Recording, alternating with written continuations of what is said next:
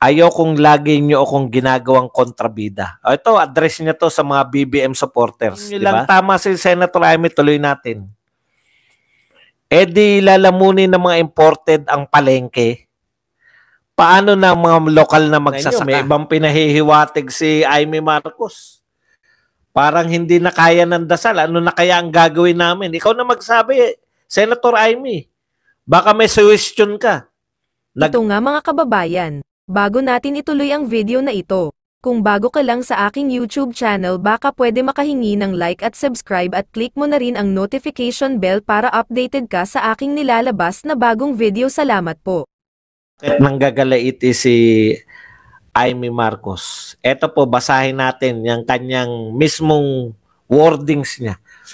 Ayaw kong lagi nyo akong ginagawang kontrabida. Ito, address niya to sa mga BBM supporters, di ba? Ayaw kong lagi nyo akong ginagawang kontrabida pero hindi ko naman masisikmura ito. Ano hindi niya masisikmura? 15% na lang ang taripa ng imported na bigas, baboy at iba pa hanggang 2028. Dito ko nagulat, no? Ang nilulutas ninyo, problema ng presyo ng bigas. No? Nung bang panahon ni Duterte, mababa ba yung taripa? Hindi. Bakit hindi? Pero, hindi ganito kataas yung presyo ng bigas.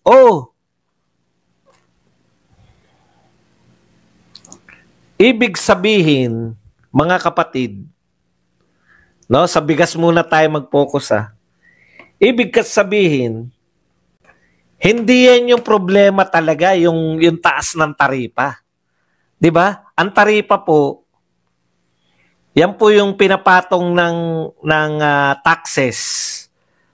'Di ba? Para yung competition maging fair sa atin kasi kung hindi mo lalagyan ng tax yung mga galing sa ibang bansa, kawawa yung mga magsasaka natin. Ang pinagtataka ko, bakit nyo isasama bababaan ng tax yung pumapasok na karne ng baboy? At iba pa sabi, hindi ko alam kung ano yung iba pa hindi naman mataas na yung presyo. Hindi naman umaangal na yung mga tao sa presyo ng baboy. Papatayin nyo lang, tama si Senator Amy, tuloy natin. E di lalamunin ng mga imported ang palengke. Paano na mga lokal na magsasaka? Ano ito? Inuudyukan ba natin sila magpakamatay na lang? Di ko maintindihan, makukuha pa ba ito ng dasal? Tignan nyo, may ibang pinahihiwatig si Amy Marcos. Parang hindi na kaya ng dasal. Ano na kaya ang gagawin namin? Ikaw na magsabi, Senator Amy. Baka may suggestion ka na gawin sa gobyerno ng kapatid mo.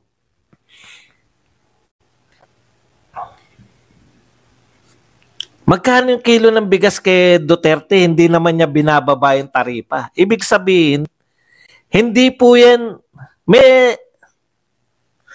nakakaano, no? Di ba, ang una ninyong solusyon ang una ninyong nakita noon, may mga nag-hoard ng bigas, di ba? Kaya tumataas yung presyo. May mga hinuli nga kayo Bakit wala nakulong kasi doon? Kinumpiskan niyo yung bigas, pinamigay niyo yung bigas, pero wala pong nahuli. Walang may-ari ng bigas na yun. Walang may-ari nung, ang lalaki po nung mga tambakan ng bigas na yun. Di ba yan yung sinasabi nyo nung una? Bakit nyo biglang ibababa ngayon yung taripa? Yung pagbaba po ng taripa, ang ibig sabihin po niyan, bawas po yan sa tax na nakukuha ng taong bayan.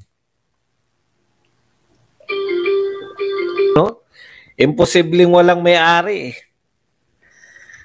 Kalokohan po yun, walang may-ari nun Ibig sabihin, kinumpiskan niyo yung bigas dahil illegal yun. May illegal silang ginagawa. Yung may-ari nung bigasan, di ba yan lang nung una, tapos ngayon mapupunta na sa taripa? Posible talagang bumaba ang presyo ng bigas, pero ewan ko. Hindi na nga masikmura ng kapatid. Eh. Kapatid pa yan, ha?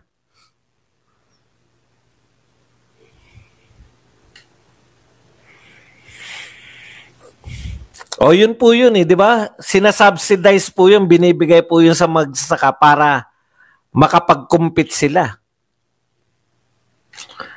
Ang sakit sa ulo, no? Yun na lang eh. Yung marami tayong problema, pero busy lahat sa Kongreso, sabay-sabay, tatlo. Lahat yun, direkta si Duterte. War on drugs, gentleman's agreement, tsaka tong EJK. EJK, tsaka yung Parmali. Punta po tayo rito sa mga fake news. Sabi po rito, nagsalita na po si Colonel Jean. Ano na nga apelyido nito ni Colonel Jean? Ayon kay PNP Public Information Office Chief Colonel Jean Pajardo, batay sa ulat ng Police Regional Office 11, lumalabas na hindi mga pulis kundi sibilyan na nahuling gumagamit ng droga. Ito po ang kanyang pahayag.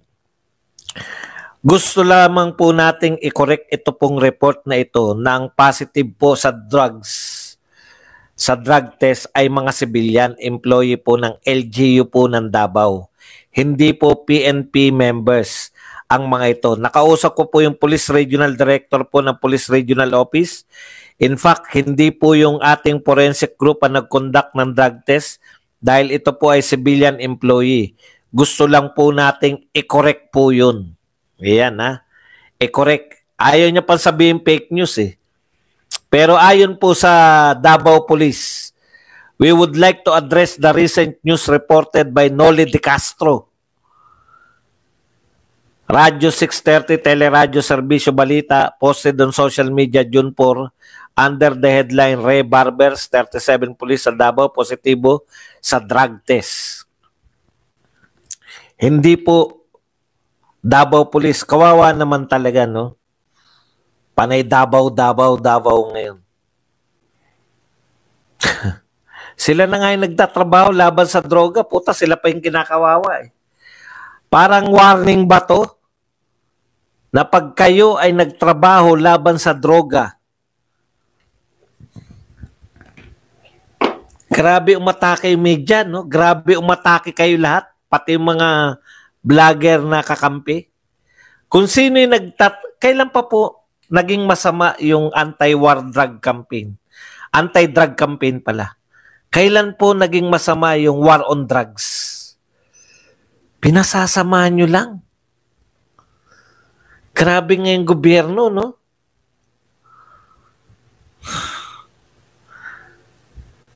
Magandang gawain yung ginawa ni Paulo Duterte.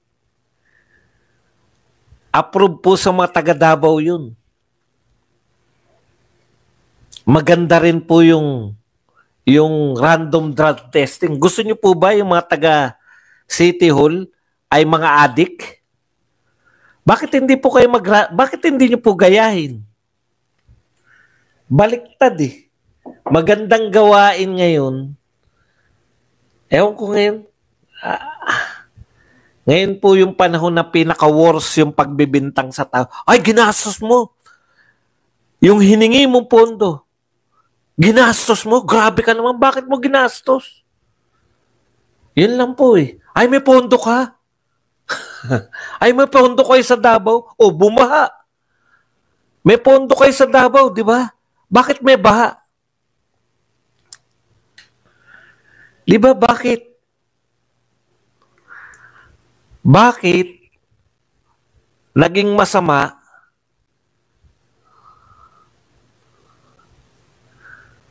yung magkaroon ng pondo yung Davao at bumaha?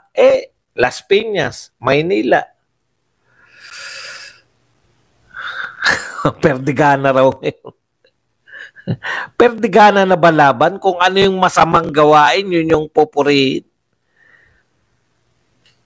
Nakahuli ng droga, nakasabat ng droga, spot promotion yan pag sa ibang lugar.